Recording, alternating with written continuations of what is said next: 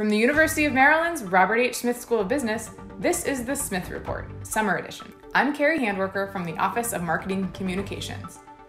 Each week this summer, we'll feature a conversation with a Maryland Smith MBA student working as an intern.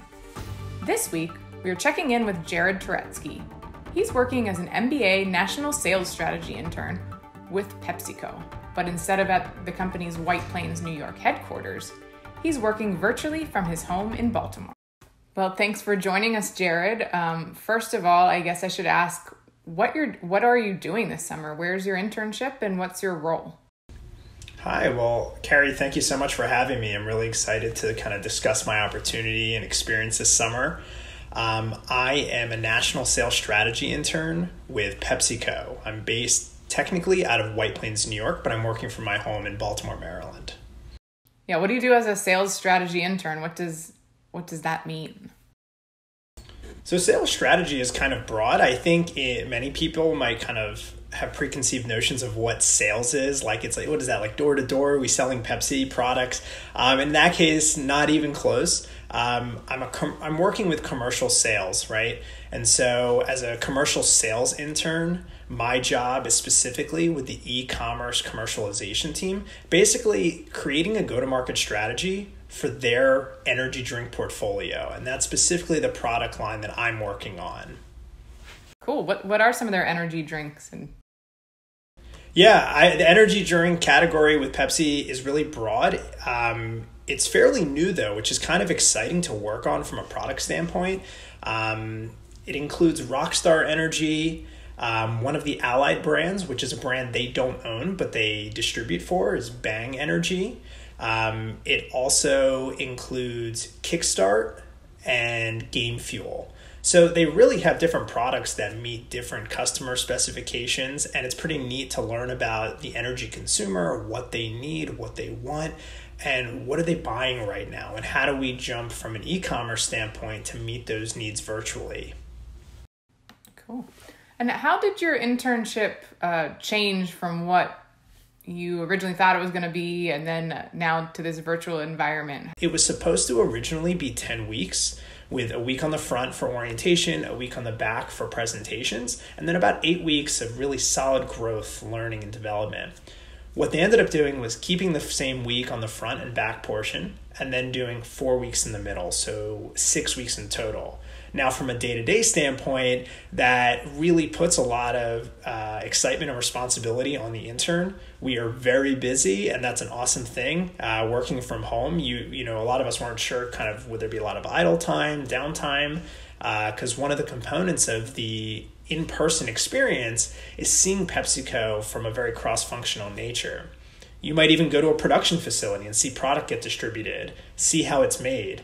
Well, in this case, we're not allowed to do that. So what they did was really focus on the one-on-one connections with coworkers, with colleagues, and focused on learning and saying, well, what is PepsiCo doing right now, right? We can't think of what the summer of 2019 looked like. What are we doing for 2020? How does COVID look in the grand marketplace, in the grand scheme of the marketplace? So it's really been exciting to kind of learn and develop with the company as it's adapted. That's great. And how have you been able to make those strong one-on-one connections with colleagues, other interns, managers, anyone at Pepsi? Yeah, that was something I was a little concerned going into the experience, just because, they say, oh, it's about the water cooler talk. That's something that a lot of people sort of hang their hats on as being really important. It's not just what you're doing, not just your project, but it's the connections you meet. Well, what I can say is that Pepsi has really valued the people component of their business. And I think what's really authentic about how it's been relayed to us is that was something they've always been doing. It's much more of a flat hierarchy, if that makes sense. You can talk to people who are in senior director, vice president level positions, and it's not like you're burdening them. And, some leaders might say, well, we have an open door policy, but I can't physically walk through your door, right? And so people have been making it known in different internship speaker series and leader lives, put time on our calendars, and if it doesn't work, we're not going to get mad at you. We're just going to chat with you and say, hey, can we move it to this day? You're pretty dressed up for the virtual office today. Is that typical? What's your typical day like? Do you usually try to keep it pretty all business, even from home? No, that's funny you asked that. Today happened to be a large presentation, one of two that we do as MBA interns. This is a cross-functional project, so I was able to present with my team. And as a team, we decided to, suit up. I was actually wearing a tie earlier. At PepsiCo as a company, though, is much, much more casual. Very much a dress for your day sort of outlook. I get on calls most mornings with my senior director, who's my, my direct report. And typically he's wearing like a pullover, a hoodie, t-shirt. He's very casual as he's sipping his, his Diet Mountain Dew. So like, I definitely am more dressed than I normally am. Typically just a button down, slacks, I try to be comfortable, but I also want to show that even when I'm at work in a virtual setting, I take my responsibilities seriously. And I feel like if I look good, then I'll feel good. And if I feel good, I'll perform well. One thing I wondered was, what is your go-to Pepsi product? What's your favorite? Wow, that's a great question. And I've realized it's getting harder and harder as I really deep dive into the company's product portfolio. I'd have to say that Mountain Dew Zero Sugar is probably my favorite product that I've gotten to try this summer. But Gatorade's always a go-to, being kind of like a lifelong lover of health and fitness. Gatorade was always part of the journey, so that's definitely up there. But I think Mountain Dew Zero Sugar might take the top spot. Nice. How'd you get the internship? Luck. I don't know how I got the internship. That's a great question. So basically it came about just from prioritizing the recruiting experience. As a Smith MBA, they teach us to really handle a lot, and sometimes you even learn more about what your capabilities are from, even orientation. Your schoolwork is very rigorous and you have very dense schedules, but they've shown that, you can handle a lot more than you think you can. And part of that is really taking a priority and treating the internship search like it's another class. There's only so many hours in a day, right? We all have personal lives, family lives, work, school, all that. So there's only so much time you commit, but I think it really came down to me dedicating valuable time to it.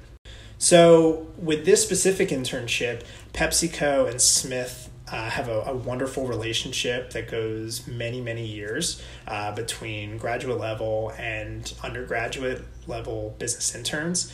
And so there was an event early-ish in the fall. I can't remember exactly, maybe October, November. And it was just an info session. And so, I always mention to, the up and coming class that if there's something you may even be remotely interested in, go to the event, especially if they're coming on campus. Why not, right? And so there was a talk with a few Smith alum who are MBAs who all came through this internship program. And I just loved their stories. And the interesting part was how connected they were. You're talking about someone who graduated the year prior, all the way up to someone who's a director level in, commercial sales with Walmart through PepsiCo. And I was just so fascinated by just how consistent the experience was, the products that they support, the clients they support, all have a story to tell. And I just really wanted to be part of it. And so after that, they had said, hey, if you're interested, thanks for coming. Fill out the application. And so I was so excited, and I probably sat on it longer than I could have just because I wanted to make sure it was perfect.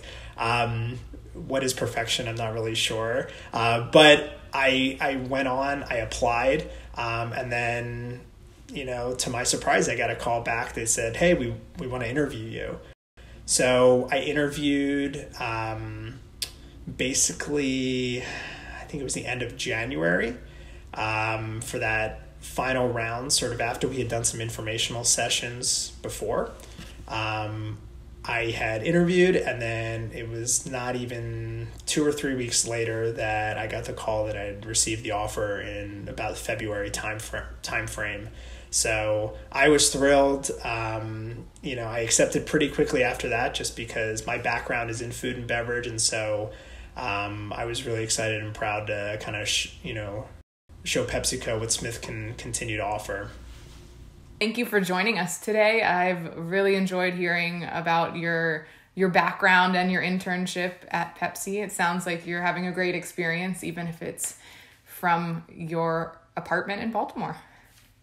Thanks so much, Carrie. This was such a great experience, and I really enjoyed sharing my story, and I'm excited to get back to school in the fall. That's our conversation with Maryland Smith MBA student Jared Turetsky, who's interning this summer at PepsiCo. Thanks, Jared, for sharing your experience with us, and thanks to you for tuning in. From the University of Maryland's Robert H. Smith School of Business, I'm Carrie Handwerker in the Office of Marketing Communications.